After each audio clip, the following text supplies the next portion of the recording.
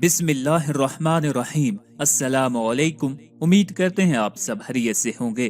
سورہ آل عمران قرآن مجید کی ترتیب توقیفی کے اعتبار سے تیسری سورت ہے اور ترتیب نزولی کے اعتبار سے 89 نمبر پر اس کا نزول ہوا ہے۔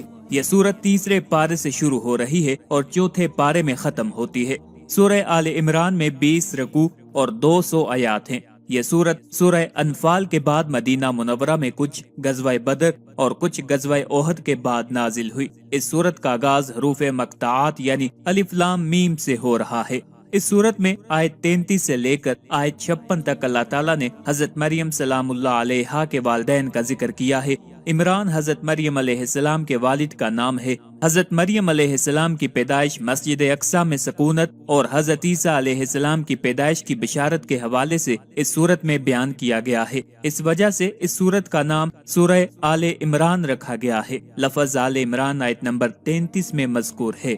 حضرت نواس بن سمعان کلابی رضی اللہ تعالیٰ عنہ کہتے ہیں کہ میں نے رسول اللہ صلی اللہ علیہ وآلہ وسلم کو فرماتے ہوئے سنا، قیامت کے دن قرآن اور قرآن والے ایسے لوگوں کو لایا جائے گا جو اس پر عمل کرتے تھے۔ سورہ بقرہ اور سورہ آل عمران ان کے آگے آگے ہوں گی۔ رسول اللہ صلی اللہ علیہ وآلہ وسلم نے ان صورتوں کے لیے 3 مثالیں دی جن کو سننے کے بعد میں آج تک نہیں بھولا۔ آپ صلی اللہ علیہ وآلہ وسلم نے فرمایا، جیسے وہ 2 بادل ہیں یا 2 کالے سائبان ہیں جن کے درمیان روشنی ہے، یا جیسے وہ ایک سیدھ میں اڑنے والے پرندوں کی 2 ٹولیاں ہیں، وہ اپنے صاحب یعنی صحبت میں رہنے والے کی طرف سے مدافعت کریں گی۔ حضرت ابو امامہ رضی اللہ تعالیٰ عنہ سے روایت ہے کہ میں نے رسول اللہ صلی اللہ علیہ وآلہ وسلم کو یہ فرماتے ہوئے سنا ہے، قرآن کریم پڑھا کرو کیونکہ یہ قیامت کے دن اپنے پڑھنے والوں کی سفارش کرے گا، اور خاص طور پر جگمگاتی ہوئی 2 صورتیں کہ وہ سورہ بقرہ اور سورہ آل عمران ہیں پڑھو، کیونکہ یہ دونوں قیامت کے دن اس طرح ظاہر ہوں گی گویا کہ ابر یعنی بادل کی 2 ٹکڑیاں ہیں، یا 2 سایہ کرنے والی چیزیں ہیں، یا پرندوں کی صف باندھے ہوئے 2 ٹکڑیاں ہیں، اور وہ اپنے پڑھنے والوں کی طرف جگڑیں یعنی ان کی وکالت کریں گی۔ اور سورہ بقرہ پڑھو کیونکہ اس کو ہمیشہ پڑھنے، اس کے مفہوم اور معنی میں غور و فکر اور اس کے احکام پر عمل کرنا برکت یعنی نفع عظیم ہے، اور اس کو ترک کرنا قیامت کے دن حسرت یعنی ندامت کا باعث ہوگا۔ اور یاد رکھو سورہ بقرہ کے طویل ہونے کی وجہ سے اس کے پڑھنے کی طاقت وہی لوگ نہیں رکھتے جو اہل باطل اور سست ہوتے ہیں۔ اس پوری کائنات میں کوئی ایک چیز بھی ایسی نہیں جس کا اللہ تعالیٰ کی ذات سے اتنا قریبی اور براہ راست تعلق ہو جتنا قرآن مجید کا ہے۔ ہر چیز اور ہر ہستی کا تعلق اللہ تعالیٰ سے خالق اور محلوق اور عابد و معبود کا ہے، مگر قرآن مجید اللہ تعالیٰ کی پیدا کی ہوئی کوئی محلوق نہیں ہے، بلکہ خود اسی یعنی اللہ تعالیٰ کی ایک صفت اور اس کا کلام ہے جو اس نے اپنے کرم سے اپنے پیارے حبیب صلی اللہ علیہ وآلہ وسلم کے ذریعہ ہم تک پہنچایا ہے۔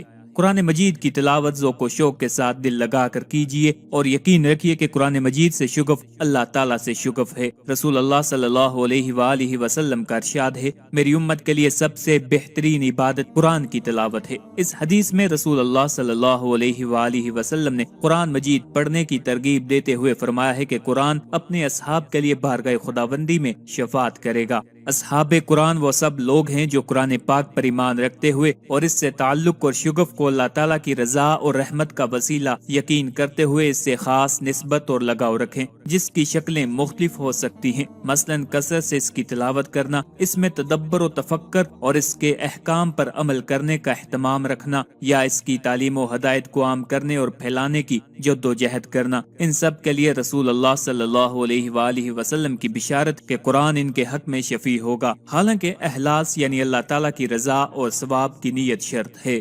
اس حدیث پاک میں قرآن کی تلاوت کی عمومی ترغیب کے بعد رسول اللہ صلی اللہ علیہ وآلہ وسلم نے سورہ بقرہ اور سورہ آل عمران کی تلاوت اور قرآن کی خصوصیت کے ساتھ بھی ترغیب دی ہے، اور ان دونوں صورتوں کو جگمگاتی ہوئی صورتیں فرمایا ہے، جس کا مفہوم یہ ہے کہ دونوں صورتیں نور و ہدایت اور ثواب کی زیادتی کی وجہ سے روشن ہوں گی۔ گویا اللہ رب العزت کے نزدیک ان دونوں صورتوں میں اور بقیہ صورتوں میں چاند اور ستاروں کی نسبت ہے کہ یہ صورتیں تو چاند کی طرح ہیں نسبتاً باقی تمام صورتیں کہ وہ تمام ستاروں کی طرح ہیں۔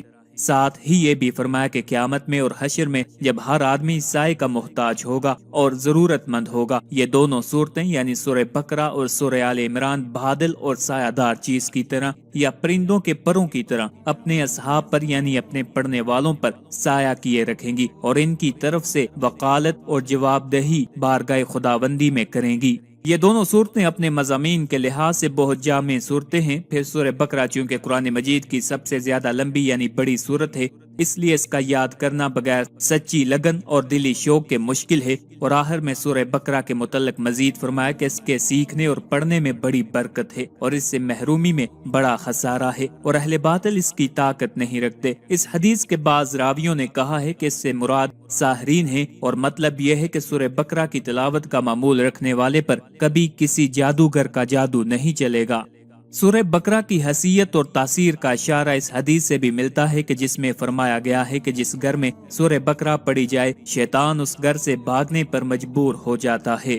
آخر پہ آپ سے گزارش ہے ہمارے وظائف کملیات کو اپنے دوستوں اپنے چاہنے والوں کے ساتھ بھی شیئر کیا کریں تاکہ زیادہ سے زیادہ لوگ ان سے استفادہ حاصل کر سکیں۔ اللہ تعالی ہم سب کا حامی و ناصر ہو۔